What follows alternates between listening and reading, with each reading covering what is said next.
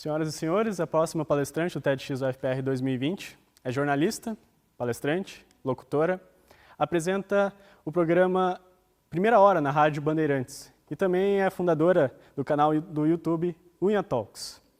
É ainda autora do livro Dá um Tempo. Por favor, queiram receber Isabela Camargo. Estamos vivendo em um mundo express. Fast food, lava rápido, comida congelada, instantânea. Queremos uma internet cada vez mais rápida e pagamos mais caro por tudo isso. Queremos e somos cobrados por entregas, respostas e resultados cada vez mais rápidos. Parece que tudo é urgente ou para ontem, não é? Mas o curioso é que isso não é de hoje. Não foi de repente que a velocidade se tornou um sinal de progresso. Se pensarmos que as mensagens e informações saíam do ponto A ao ponto B na velocidade das pernas de um soldado, como o grego Fidípides, aquele que correu cerca de 40 quilômetros de maratona até Atenas para noticiar a vitória grega sobre os persas. E só depois surgiram as cartas, o telefone, as transmissões via satélite que permitem a divulgação de notícias praticamente ao mesmo tempo em que elas acontecem. Vamos compreendendo que ao longo do tempo nossos antepassados foram gostando, se acostumando com a velocidade e todas as inovações tecnológicas, praticidades e confortos que chegavam com ela. A diferença é que as transformações atuais acompanham a internet, que é só mais uma forma de comunicação, mas indiscutivelmente muito mais rápida que as anteriores.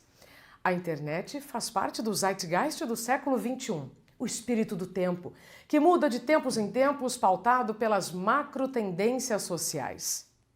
O problema é que toda a velocidade que estamos usufruindo vicia, porque a adrenalina vicia. Se não viciasse, a Fórmula 1 e outros esportes ultravelozes não atrairiam tantos fãs. Vicia, porque nosso cérebro já entendeu que a velocidade é uma virtude, é uma coisa boa, pode provocar elogios e recompensas. Tudo isso, toda a evolução da comunicação é muito interessante, não é? Prova como fomos nos adaptando a esse mundo express e assim preenchendo mais a agenda. Além disso, como ouvimos que trabalhador bom é aquele que está disponível 24 horas, 7 dias por semana, nós vamos ultrapassando nossos limites, dormindo menos, respirando e comendo mal, procurando fazer cada vez mais coisas em menos tempo, não é?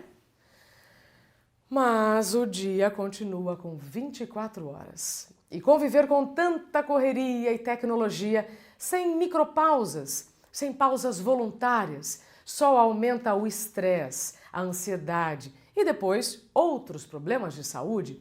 Eu só sei que no fim estamos correndo e não saímos do lugar. É uma aceleração confusa, não é? E aí tem mais um detalhe. O nosso cérebro ainda é analógico.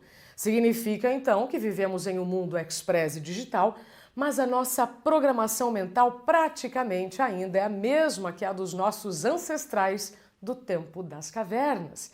Ou seja, o nosso cérebro ainda trabalha para 3 coisas: aumentar o prazer, diminuir a dor e poupar energia. E então, o que podemos fazer com tudo isso? O que está sob o nosso controle? Desenvolver filtros, pensamento crítico para usar a tecnologia e não ser usado por ela, escolher se o que consumimos vai nos nutrir ou nos inflamar, e aqui eu não falo só de alimentos, tá? Mas de informações também. E por fim, como poderemos recarregá-lo? Sim, assim como aprendemos a colocar o celular para carregar, precisamos aprender a descansar, a desacelerar sem culpa, fazer um pouquinho de nada para poder fazer tudo o que queremos. Sim, o cérebro precisa se recuperar desse excesso de velocidade, de acessos, opções e estímulos que estamos vivendo. Sabe como? Tomada para o smartphone e computador, cama, sofá, rede, tempo livre para nós. Eu só estou falando tudo isso porque eu já fui muito acelerada e nunca pensei que ir no ritmo da maioria poderia me adoecer. Porque eu já tive medo de desacelerar, Medo do que iam pensar se eu dissesse que não daria conta de mais trabalho. Porque eu já tive medo de dizer não. Eu tive medo da demissão em um país com mais de 12 milhões de desempregados na época. Só que aí, depois de alguns anos em que nem eu, nem os médicos associavam mais de 20 problemas de saúde pelo excesso de estresse e trabalho por longos períodos, eu desrespeitei todos os limites do meu corpo para performar sem errar como esperavam. E vivi um apagão. Vivi a síndrome de burnout, o esgotamento físico e mental que surge no ambiente profissional. E aí eu fui dispensada. Mas isso é passado e depois de muitas mudanças de comportamento e pesquisas, eu posso te dizer, o burnout é um freio, não é o fim, mas que poderia ter sido evitado se alguém tivesse me dito antes. Faça pausas voluntárias para evitar uma pausa involuntária. Ou, em outras palavras, prefiro uma pausa espontânea para evitar uma pausa forçada. Agora, eu já respeito os ritmos, necessidades e sinais do meu corpo, assim como eu preciso respeitar os alertas que aparecem no painel do carro, não é? Se eu ignorar o marcador de combustível quando chega na reserva, eu já sei que eu vou ficar pelo caminho. Então, assim é o nosso corpo quando nos avisa que estamos acelerando demais, fazendo muito e descansando pouco. Os avisos vêm em forma de tonturas, dores de cabeça, infecções e doenças recorrentes e aí mais uma centena de desequilíbrios físicos e mentais. Eu não sei você, mas todos os dias eu converso com pessoas que estão estressadas, cheias de dores, exaustas, ansiosas, dormindo mal, desanimadas e mais uma série de consequências da nossa falta de controle de limites, do excesso de correria.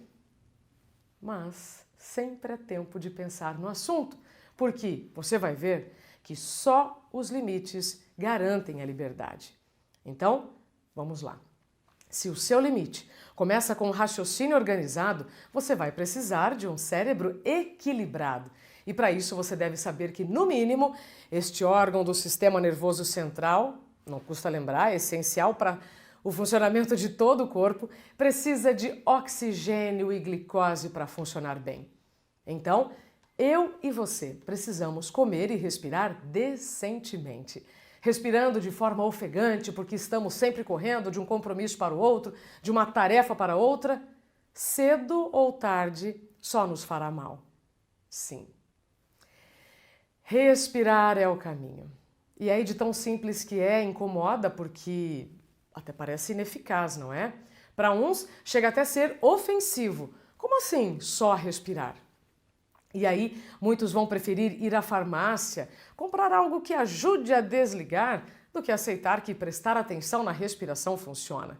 E aí eu reforço, prestar atenção na respiração é micropausa, é um ato de amor próprio, é de graça e você não vai depender de ninguém. Quer experimentar? Então, nós vamos colocar agora a nossa respiração no modo manual por alguns instantes. Como ficamos a maior parte do nosso dia com a respiração no modo automático, nem lembramos desse movimento involuntário, mas assim como um carro, podemos trocar o câmbio automático para o manual. E em troca você terá mais autonomia, percebeu? Então, se eu presto atenção na minha respiração, eu posso me acalmar e retomar a autonomia dos meus pensamentos? Se acalmo minha respiração, posso viver em um ritmo coerente, mesmo quando o mundo está a 200 por hora? Sim. Então, nós vamos fazer uma micropausa. Rápida, olha que irônico, mas muito eficiente. Respiração com atenção. Te convido, 3 vezes apenas. Inspire pelo nariz, levando o umbigo lá para frente, segurando o ar e soltando lentamente, levando o umbigo para as costas. Mais uma vez. Enchendo o pulmão de ar, levando o umbigo lá para frente e soltando o ar pela boca, bem devagar. Terceira vez para a gente lembrar como isso é bom.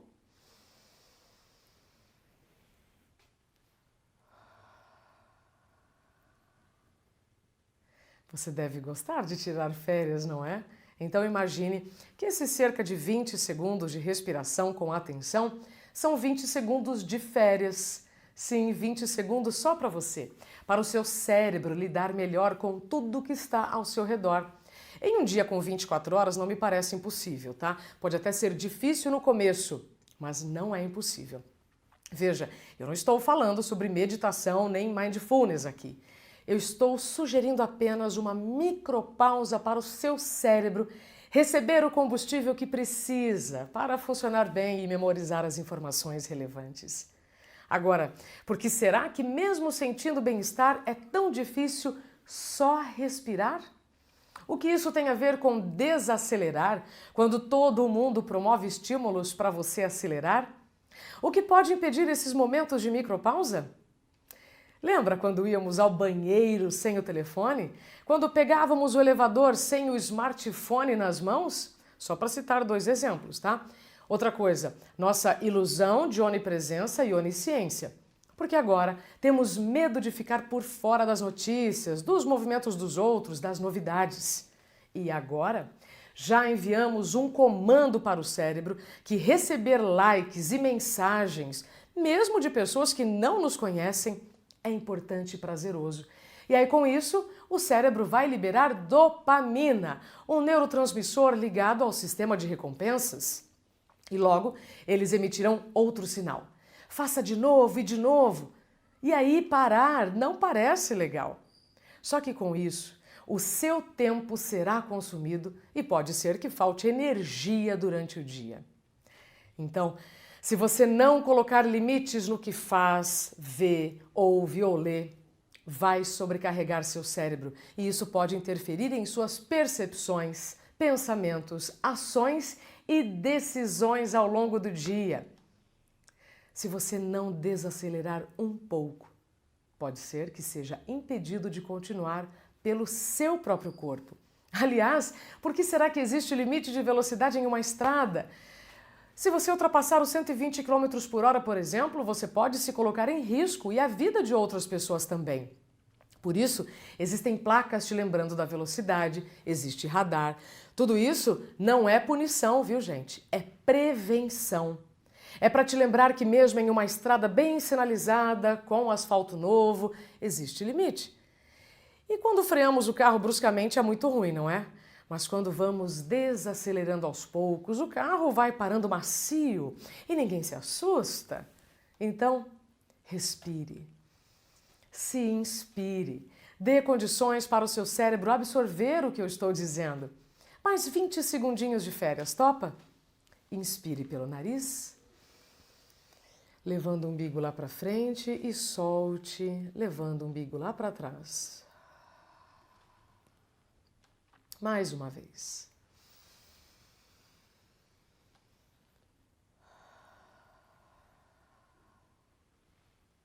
Terceira.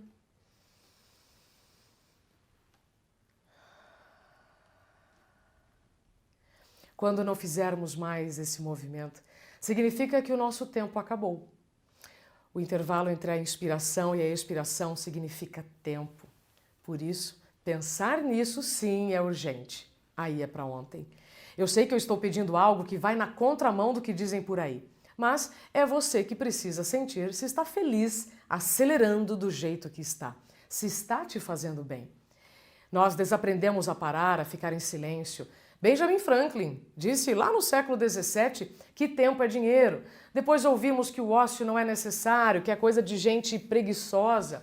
Crianças que precisam de revisão, porque a sabedoria do nosso Zeitgeist também está em reconhecer quando tempo é dinheiro, quando você vai se permitir alguns minutos de silêncio para ouvir as ideias criativas ou apenas para recuperar a energia, descansar sem culpa. A gente está acelerando tanto que estamos intolerantes a qualquer tipo de atraso, lentidão, mas não adianta aumentar o fogo do forno para assar o bolo mais rápido, porque assim ele queimará por fora e ficará cru por dentro.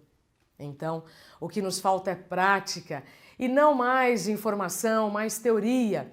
Afinal, nunca tivemos tanta informação disponível. O que nos falta é de uma pausa para ajustar o ritmo. O que precisamos saber é quando podemos acelerar e quando devemos desacelerar. Se ainda é impossível pensar em parar alguns segundos por dia para lembrar como é bom se colocar na agenda, como é prazeroso só respirar, sem estar de tela em tela, tentando fazer várias coisas ao mesmo tempo, entenda que até as músicas mais agitadas têm momentos de pausa para o ritmo se manter.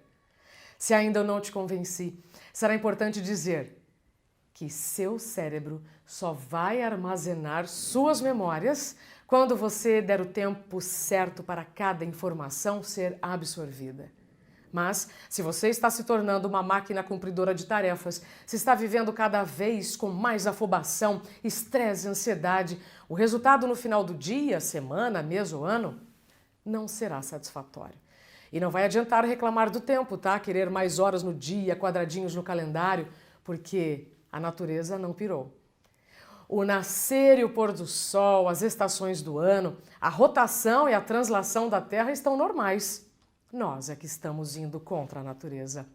Então, se depois de sentir na pele os benefícios da micropausa, em que seu coração vai bater no ritmo coerente a um estilo de vida sustentável, você pode pensar em pausas maiores. Então, que tal mais minutos de férias por dia?